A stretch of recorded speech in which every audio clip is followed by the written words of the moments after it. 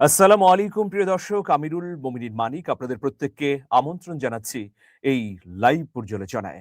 আমাদের পর্যালোচনার বিষয় হচ্ছে আরাঘচির হুঙ্কারে পাল্টে গেল সব, জান নিয়ে পালালো ড্যাশ ড্যাশ ড্যাশ।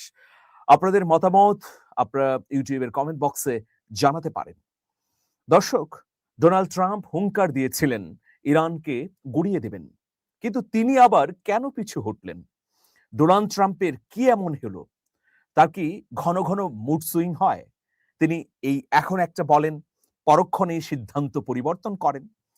মার্কিন যুক্তরাষ্ট্রের গত ৫ দশকের মধ্যে এইরকম প্রেসিডেন্টের আচরণ দেখা যায়নি। দিনে একটা বলছেন, রাতে একটা করছেন। হঠাৎ করেই ডোনাল্ড ট্রাম্প কেন যুদ্ধ থেকে পিছু হটে গেলেন? তিনি বলেছিলেন সর্বাত্মক হামলা করে ইরানকে গুড়িয়ে দেয়া হবে। আবার হঠাৎ করেই তিনি বিবৃতি দিয়ে বললেন যে ইরানের সমৃদ্ধির জন্যে, ইরানের শান্তি এবং স্থিতিশীলতার জন্যে আমরা যুদ্ধ প্রত্যাহার করলাম, হামলা করছি না। কারণ আমরা একটি চুক্তি করতে চাই, সেই চুক্তি করতে সম্মত হয়েছে তেহরান। ঘটনা কি এটাই? না, এর পেছনে অন্য কিছু আছে। নিশ্চয়ই দর্শক, অন্য কিছু আছে। এক আরাকচির হুঙ্কারেই তো তটস্থ ডোনাল্ড ট্রাম্প। কি ঘটলো আসলে সেটা একটু আপনাদেরকে জানাতে চাই। ইরান যুক্তরাষ্ট্র উত্তেজনার মধ্যে সৌদি আরবের পররাষ্ট্রমন্ত্রী প্রিন্স ফয়সাল বিন ফারহানকে টেলিফোনে কথা বলেছেন ইরানের পররাষ্ট্রমন্ত্রী আব্বাস আরাকচি। আলোচনায় তিনি বলেন, যুক্তরাষ্ট্র বা ইসরায়েল ইরানের বিরুদ্ধে যদি সামরিক হামলা চালায়, তাহলে তেহরান দৃঢ় এবং উপযুক্ত জবাব দেবে। আরাকচি সৌদি পররাষ্ট্রমন্ত্রীকে বলেন যে ইরানের সার্বভৌমত্ব ও নিরাপত্তার বিরুদ্ধে যে কোনো সামরিক আগ্রাসনের জবাব আন্তর্জাতিক আইন অনুযায়ী দেবে। তিনি আরো বলেছেন, এমন পরিস্থিতি আঞ্চলিক স্থিতিশীলতা মারাত্মক ক্ষতিগ্রস্ত করবে। টেলিফোনে আরাকচি সতর্ক করে বলেন, মধ্যপ্রাচ্যের যেসব দেশ যুক্তরাষ্ট্র এবং ইসরায়েলকে সহযোগিতা করছে, তাদের বিরুদ্ধেও আমরা প্রতিক্রিয়া দেখাবো। তিনি একই সঙ্গে আঞ্চলিক দেশগুলোর প্রতি সংযম ও কূটনৈতিক সমাধানের আহ্বান জানান। দর্শক, এটি হচ্ছে মূল কথা। ফয়সাল বিন ফারহানকে ভালো ভয় ধরিয়ে দিয়েছেন আব্বাস আরাকচি। স্পষ্টভাবেই বলেছেন, যদি মার্কিন যুক্তরাষ্ট্রকে সৌদি আরব সহযোগিতা করে, তাহলে রিয়াদের কোনো সরকারি বেসরকারি ভবন লক্ষ্য থেকে আড়াল হবে না। মানে লক্ষ্যবস্তুতে পরিণত হবে সৌদি আরবের বিভিন্ন সরকারি বেসরকারি স্থাপনা। আরাকচির এই হুঙ্কার বা সতর্কতার পর সৌদি আরবের পররাষ্ট্রমন্ত্রী ফয়সাল বিন ফারহান তিনি কথা বলেছেন ক্রাউন প্রিন্স, প্রধানমন্ত্রী যে ফ্যাক্টো অ্যাডমিনিস্ট্রেটর মোহাম্মদ বিন সালমানের সঙ্গে। এই কথা বলার পরে তিনিও আসলে নড়ে চড়ে বসেছেন। তিনি বুঝতে পেরেছেন যে পরিস্থিতি কি ঘটতে পারে। তিনি তড়িঘড়ি করেই ফোন করেন ডোনাল্ড ট্রাম্পকে। ডোনাল্ড ট্রাম্পকে ফোন দেওয়ার পর তিনি স্পষ্টভাবে জানান যে এই মুহূর্তে ইরানের বিরুদ্ধে যদি অভিযান চালায় মার্কিন যুক্তরাষ্ট্র, তাহলে ইরানও ছেড়ে কথা বলবে না, পুরো মধ্যপ্রাচ্য অগ্নিগর্ভ হয়ে যাবে। কারণ দেখুন, সৌদি আরবের নিজস্ব গোয়েন্দা সংস্থার কাছে ভয়ঙ্কর তথ্য ছিল। সেই তথ্যটি কি?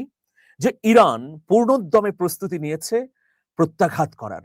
হামলা হলেই ইরান প্রথমে আক্রমণ করবে সৌদি আরবে, এরপর কাতার, সংযুক্ত আরব আমিরাত, কুয়েত, জর্ডান, বাহরাইনে।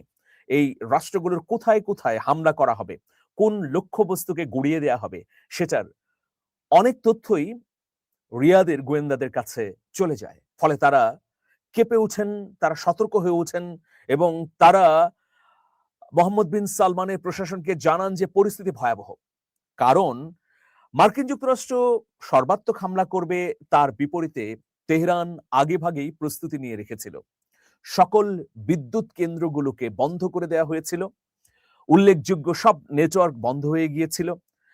বিশেষ করে তেল শোধনাগার থেকে শুরু করে আরো যে গুরুত্বপূর্ণ স্থাপনাগুলো আছে, এগুলো একেবারেই গত ৩ দিনে সিল করে দিয়েছে তেহরান। বিশেষ ঘোষণা দিয়ে মহাসড়কগুলোতে যান চলাচল কমিয়ে দেওয়া হয়েছে। মেট্রো স্টেশন এবং রেল যোগাযোগ বন্ধ করে দেওয়া হয়েছে। ব্যাপক তৎপরতার মধ্য দিয়ে সুড়ঙ্গগুলো থেকে ক্ষেপণাস্ত্র এবং অন্যান্য যুদ্ধাস্ত্র বের করে সেগুলো যানবাহনে বিভিন্ন জায়গায় নিয়ে যাওয়া হচ্ছিল। স্যাটেলাইটের চিত্র থেকে এমনটি দেখতে পেয়েছিল আসলে মার্কিন যুক্তরাষ্ট্র, ইসরায়েল এবং সৌদি আরবের গোয়েন্দারা। ফলে ইরান যে ভয়াবহ একটা প্রস্তুতি নিচ্ছিল সেটা স্পষ্টভাবেই বোঝা যাচ্ছিল। মানুষের চলাচলও ইরানের বিভিন্ন শহরে কমে গিয়েছিল, কারণ ইরানের ইসলামী রেভলিউশনারি গার্ড আইআরজিসি আগে থেকেই জানিয়েছিল যে যেহেতু মার্কিন যুক্তরাষ্ট্র হামলা করতে যাচ্ছে, সুতরাং তাদের একটি হামলাও জবাব ছাড়া ফেরত দেওয়া হবে না। তারা আকাশে হোক অথবা নৌপথে হোক অথবা স্থলভাগে হোক আক্রমণ করলেই তাদের একেবারে গুড়িয়ে দেওয়া হবে, নাস্তানাবুদ করা হবে। এটা হচ্ছে একটা প্রথম প্রসঙ্গ। যারা এই মুহূর্তে ইরানে আছেন বাংলাদেশের প্রবাসী, তারা এই চিত্রটা প্রত্যক্ষ করেছেন। আর অন্যদিকে সৌদি আরব, আপনারা জানেন যে ইরাকে একটা হামলা করেছে মার্কিন যুক্তরাষ্ট্রকে সঙ্গে নিয়ে। এরপর কিন্তু ইরানের পররাষ্ট্র দফতর কড়া ভাষায় প্রতিক্রিয়া দেখিয়েছে। এখন মার্কিন যুক্তরাষ্ট্রের প্রেসিডেন্ট ডোনাল্ড ট্রাম্প তিনি যে হুঙ্কার দিলেন যে একেবারে গুড়িয়ে দেব ইরানকে, এই হুঙ্কারটা কিসের জন্য দিতে পেরেছেন? তিনি দিয়েছেন এ কারণে যে আমার পাশে সৌদি আরব আছে। কারণ সৌদি আরবের এখনো সমরাস্ত্র, ক্ষেপণাস্ত্র, অন্যান্য যুদ্ধাস্ত্র যেগুলো মার্কিন যুক্তরাষ্ট্রের কাছ থেকে কিনেছিল সেগুলো তো অক্ষতই আছে। কারণ সৌদি আরবের স্থাপনাগুলোতে তো আর ইরান আক্রমণ করেনি, কেবলমাত্র মার্কিন যুক্তরাষ্ট্রের ঘাঁটিগুলোতে করেছে। তো সেই সব অক্ষত অস্ত্রের জোরেই কিন্তু ডোনাল্ড ট্রাম্প সাহসী হয়ে উঠেছিলেন এবং তিনি হামলার প্রস্তুতি নিয়েছিলেন।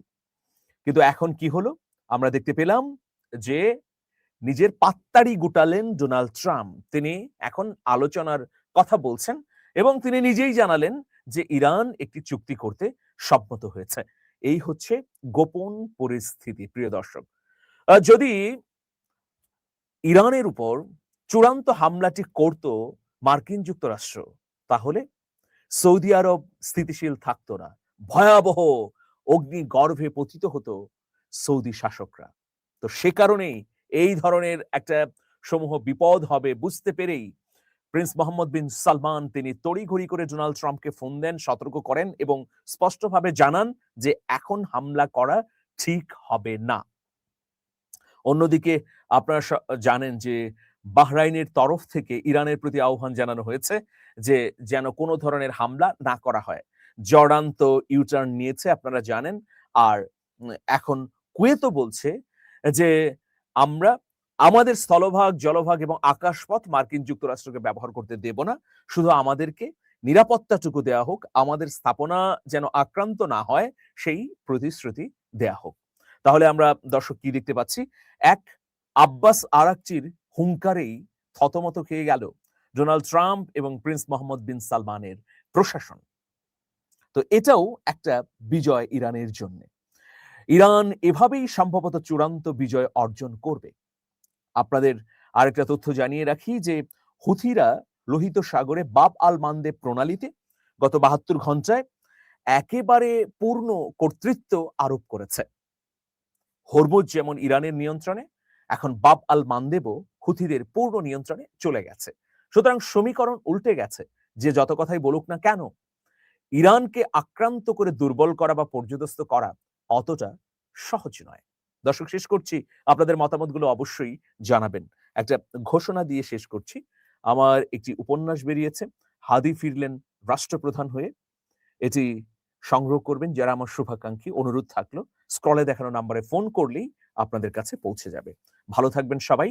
সবার জন্য নিরন্তর শুভেচ্ছা। তবে একটি তথ্য আপনাদেরকে দিয়ে যাই। ইসরায়েলও এখন পিছু হটতে বাধ্য হয়েছে। গত ১ মাস আগেও গলায় শক্ত জোর ছিল নেতানিয়াহুর, এখন নেই। কারণ কি জানেন? ইসরায়েলের সেনারা বিদ্রোহ করছে। গত ২ দিন আগে একটি ঘাঁটি থেকে ৩০০-র মতো সেনা সদস্য বিদ্রোহ করে বেরিয়ে গেছে। এটা ইসরায়েলের ইতিহাসে একটা ভিন্ন রকম চাঞ্চল্যকর ঘটনা। প্রত্যেকটা সেনা কমান্ডে বিদ্রোহ ঘটছে। ফলে নেতানিয়াহুর কণ্ঠ কিন্তু মিনমিনে হয়ে গেছে। কি করবেন নেতানিয়াহু? সামনের দিনে কি মার্কিন যুক্তরাষ্ট্রকে সাহায্য করতে পারবেন? দেখুন, মার্কিন যুক্তরাষ্ট্রের নৌ কমান্ডের একজন কমান্ডার স্পষ্টভাবে বলেছেন যে হয় আমার অস্ত্র গোলাবারুদকে বাঁচাতে হবে, নয় ইসরায়েলকে। আমরা একসঙ্গে ইসরায়েল এবং মার্কিন যুক্তরাষ্ট্রের পক্ষে কাজ করতে পারবো না। আমাদের সেই রকম যুদ্ধাস্ত্র নেই, আমাদের সেই রকম সাপোর্ট নেই। তো তাহলে বুঝতেই পারছেন প্রিয় দর্শক। ভালো থাকুন সবাই, নিরাপদে থাকুন এবং মজলুমের পক্ষে থাকুন। আল্লাহ হাফেজ।